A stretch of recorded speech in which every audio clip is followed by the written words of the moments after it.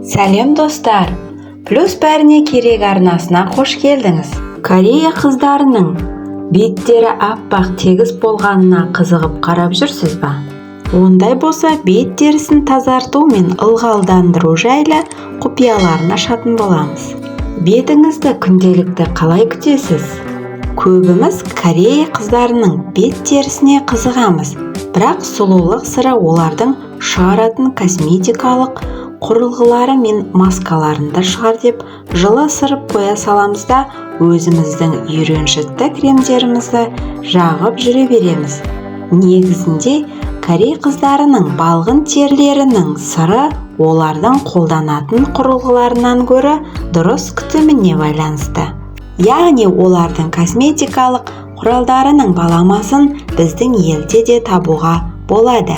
Мәселе оны ретімен пайдалануда жатыр. Бүгін сіздерге теріні дұрыс тазарту және ылғалдандыру әдістерін айтатын боламын. Бұл процедура біраз уақыт болғандықтан оны көбі ерініп жасамауы да мүмкін. Бірақ мінсіз бет терісін армандайтын қыздар үшін қарапайым әдістерді дағдыға айландыру түкке тұрмайды деп ойлаймын. Сонымен, егер бетіңізде әлі де мимикалық әжімдер көрінбесе, демек теріні күтудің қажеті жоқ дегенді білдірмейді.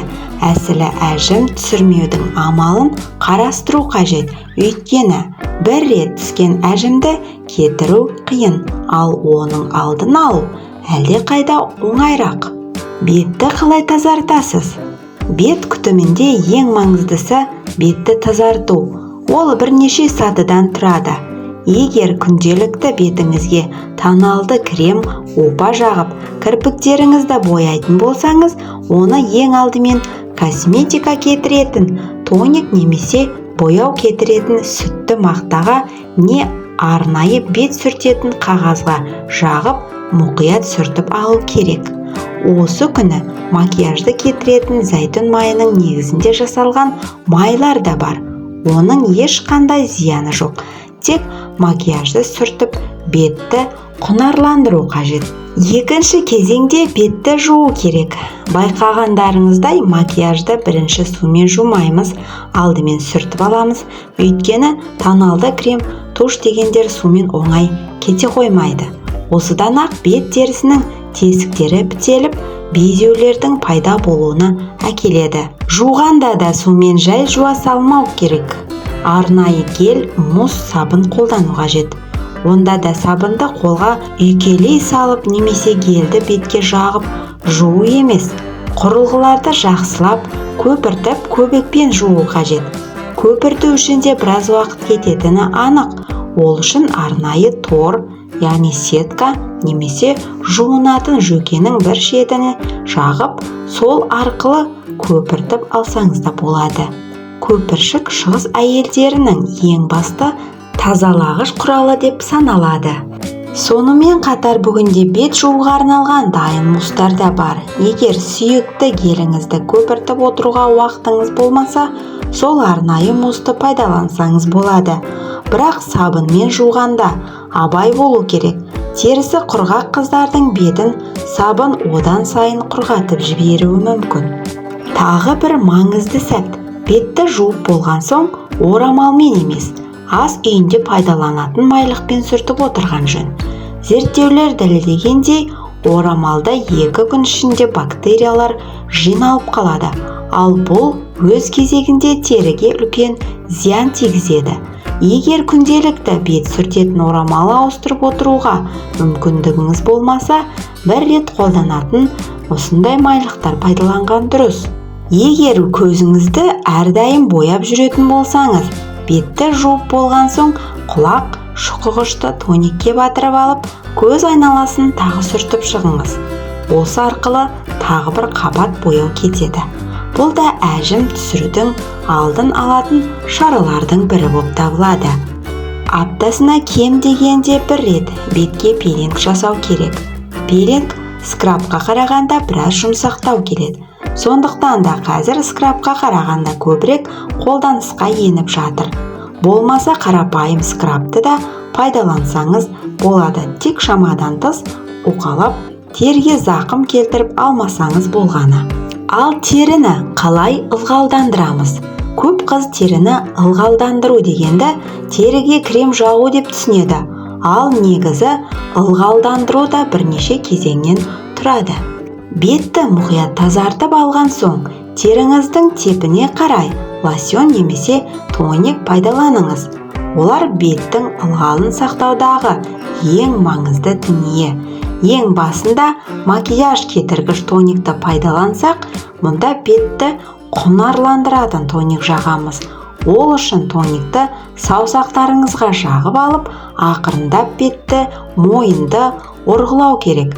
Егер жалығып кетсеңіз, ақырындап алақанмен де ұрғылауға болады. Егер жасыңыз 25-те болса, 75-ке дейін іштей санап ұрғылайсыз.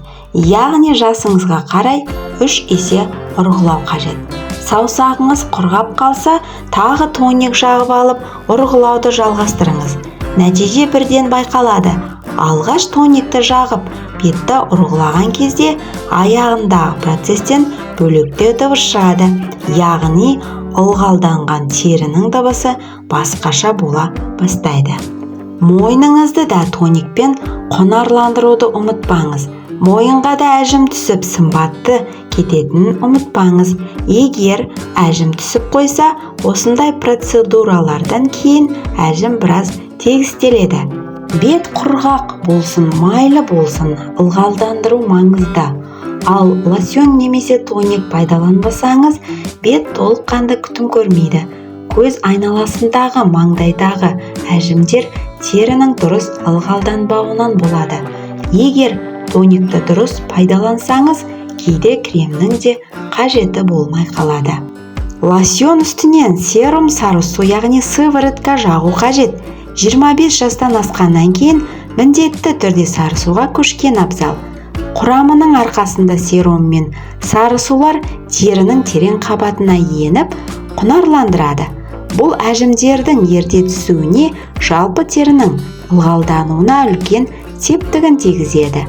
Бұл косметикалық құрылғылар арзан тұрмаса да теріге деген әсері мол. Және оны әжім шығатын аймақтарға ғана жағып, біраз жыл тұтынуға да болады. Әжім шығатын проблемалы аймақтарға сарысу жаққан соң, бет мойын терісіне косметикалық сүт, эмульсия жағу керек. Одан бөлек көз айналасына арналған крем, бет кремін жағуға болады. Алайда тоник, серум, сүтті дұрыс пайдалансаңыз, кремдердің де қажеті болмай қалады. Сонымен күнделікті пайдаланатын топтамаңызда бояу кетіргіш, тоник, жуынатын сабын немесе гель, құнарландыратын тоник пен косметикалық сүт, жасыңызға қарай сарысу мен серум болу қажет. Бұған қоса аптасына не айына бір рет құнарландыратын маска жасап тұрған абзал. Ал маскаларға келетін болсақ, Корей қыздарының ең көп қолданатын әрі қарапайым бет күтіміне арналған әдістерін сіздермен бөлісе кетейін. 1 шай қасық ұнға қиярдың суын араластырамыз.